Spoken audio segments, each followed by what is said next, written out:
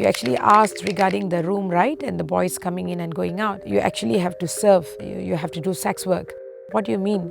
I'm here to actually just to take care of the children. Nobody told me about this. No, your sister-in-law knows about it. No, they didn't know, and I was not notified. No, they know that I've already told them. So you have to do sex work, and I've told them that after a week you will start doing. And we just wanted you to get comfortable. That's the reason why we didn't want you to do immediately.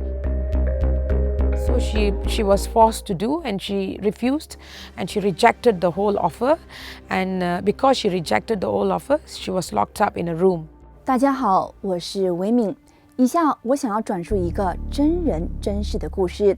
希吉尔口中的女孩，化名 Divya， 来自印度境内。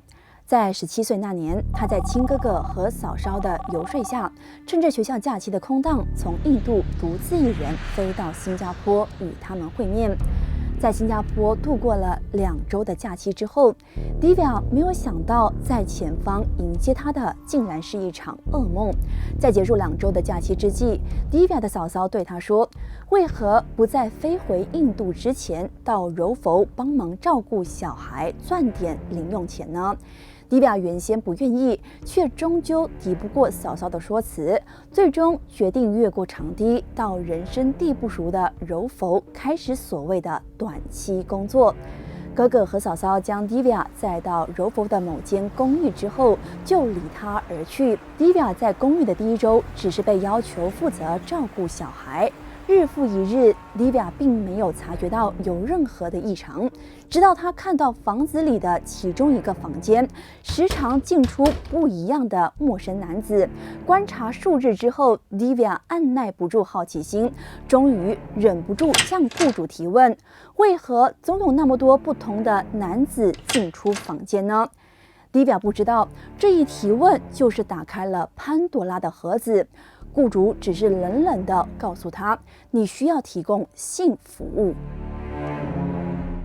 这位印度女孩被性贩卖的经历，只是发生在马来西亚的人口贩卖案的冰山一角。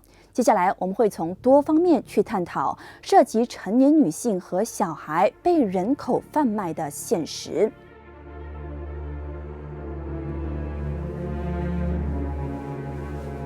人蛇集团最惯用的伎俩，就是假借介绍正当工作的幌子，将女性骗到马来西亚，强迫她们从事性工作。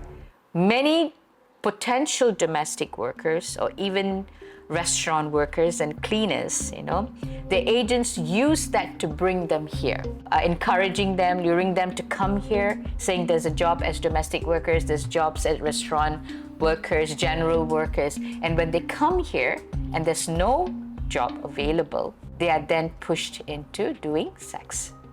Most of them are confined and isolated. They don't have communication, so there's no indication or no knowledge for us that they have moved on to do sex work. Okay, but that could be a possibility. I have read and I have heard, the fact that agents sometimes, right, do place them when there's no income coming in or there's no domestic work and there's, you are not able to stay in and you're moving around from doing cleaning businesses and all that. They have pushed the women to do sex work. The numbers, definitely it's the percentage will be more when it comes to sex trafficking. Definitely it's not, it can be more than 50%. We have more cases on sex trafficking in Malaysia. Mainly they are all women and they are from very poor countries and they are from vulnerable situations. And that is the reason why you can see there's a high percentage in the sex trafficking industry, and it happens along the women. 性贩卖是人口贩卖众多形式的其中一项。根据联合国毒品和犯罪问题办公室在2022年发布的报告，在可追踪的8种人口贩卖形式当中，性贩卖占了38.7%，与排名第一的强迫劳动仅差0.1%。当中所带来的利润也是其中最高的。根据 UNODC 在2016年发布的报告，性贩卖所带来的利润每年可达990亿美元，其中94%的性剥削受害者是成年女性和女孩。Sex trafficking is very high. Labor is also work. Sex is also work. So they all. I give you an example. Migrant workers. This involved migrant workers from Nepal. They were brought to Malaysia with legal documents. They came. They were sent to Penang. In Penang, they had no job. So a good number of these women who came here became prostitutes. Is that trafficking? Of course it is. So it's all a definition question. You're brought in as migrant, but you're kept without a job and you're pushed into this. The biggest hub for human trafficking is in Selangor because people come from different borders and the free policy of ASEAN to promote tourism. And it's easily brought in. For us, in the cases that we handle, 90% of our cases, I must say, almost all, come in without a work permit. They come in, or the agents bring them in using tourist visa.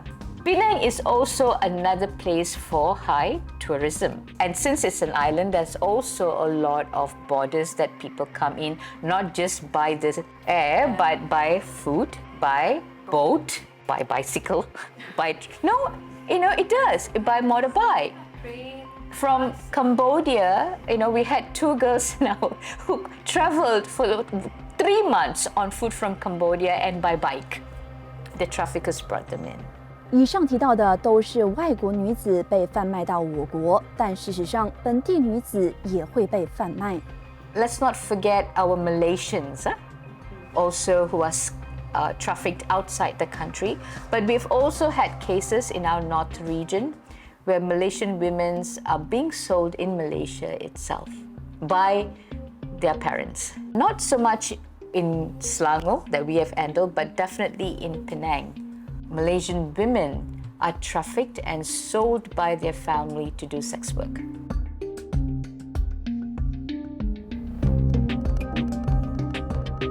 人口贩卖不一定存在运输过程才被视为犯罪，可以出现在任何的场所。有一些受害者可能从未离开过家里。在关闭疫情期间，因为疫情所采取的防疫措施，许多公共场所被迫关闭。原本在公共场所被识别的性贩卖受害者或因此减少，但不能排除会被推至更隐蔽以及不安全的场所，以致性贩卖更加隐秘以及难以被发现。根据联合国妇女署在2020年发布的一篇评论，有2/3处理人口贩卖案例的前线工作人员观察到，由人贩子召开的线上招募活动有所增加，线上性剥削，包括通过网络摄像头以及强迫性线上色情活动，都有日益严重的趋向。If you list out the violation, the first thing is they were cheated. There's no contract whatsoever, right? And sometimes they don't even know who's holding the passport. So there is withholding of passport. Even if they are working in the restaurant and eventually pushed to do sex work, in some of our cases, then you'll find there's no wages paid. There's no communication, no day off, physical and verbal abuse. We have also seen food deprivation. There's already 7. This is just an example of how many human rights violations can consist in just one case.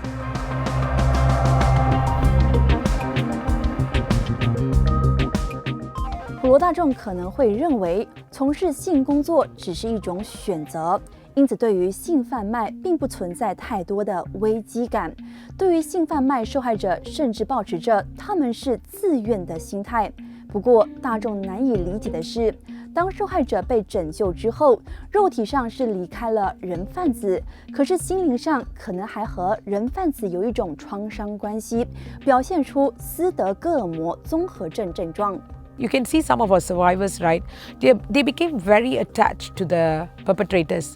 Like I had a situation, I had 3 women who have been sexually exploited and under sex trafficking, and but they actually came in as domestic helpers, and then they were taken into sex trafficking. It's because they came in from India.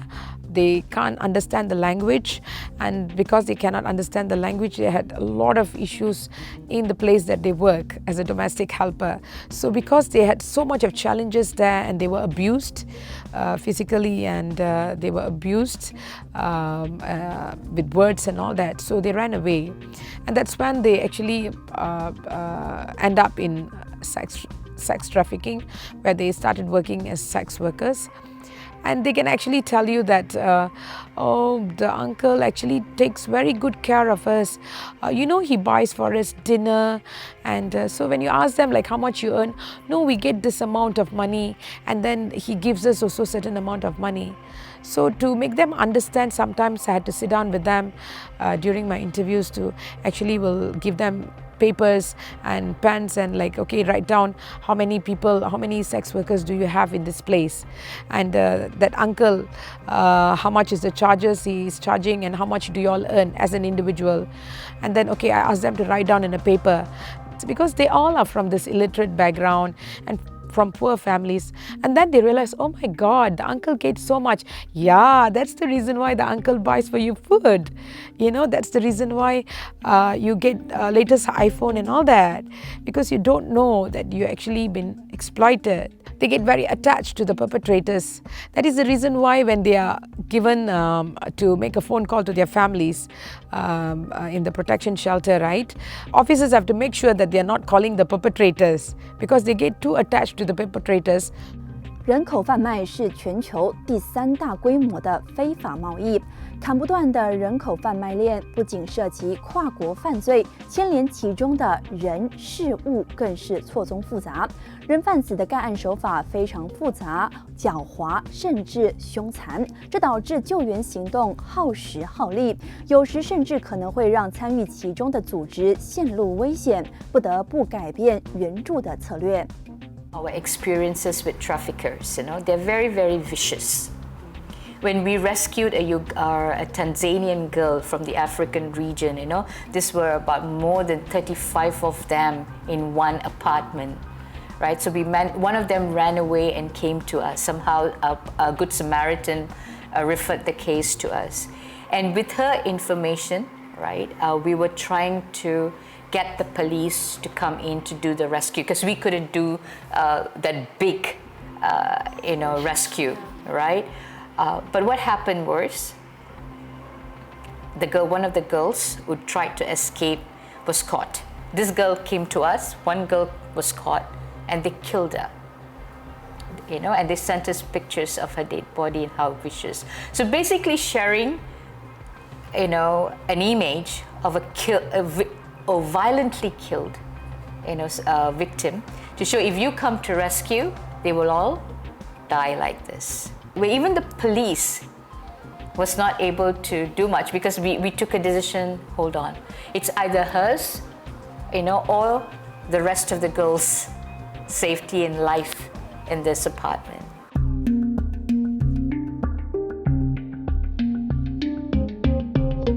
马来西亚因为地理关系加上经济发展水平，拥有大量外籍劳工的流入，为寻求更好的工作机会，选择到马来西亚工作。这也让马来西亚成为了人口贩卖的来源国、过境国以及目的地国。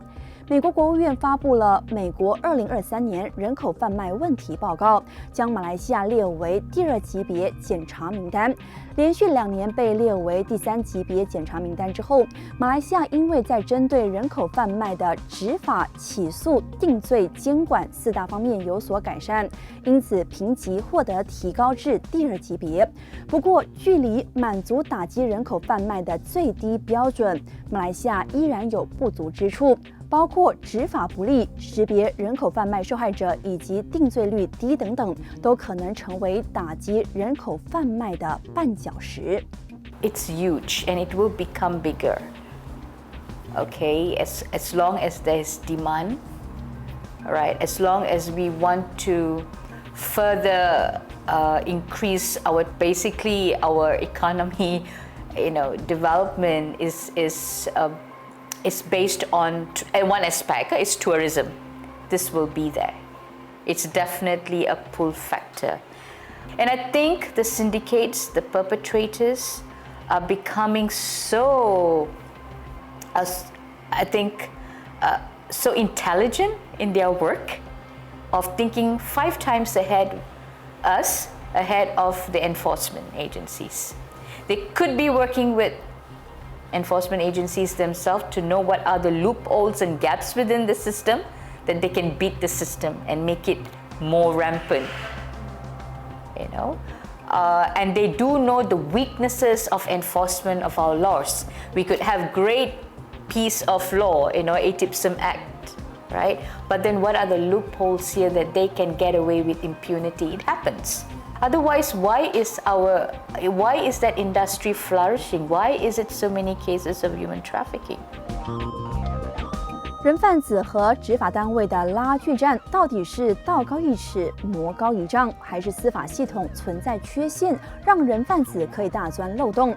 在普罗大众对人口贩卖缺乏认知的情况之下，非政府组织如何在大众和政府之间扮演桥梁，联手打击这个吃人陷阱？请留守下一集。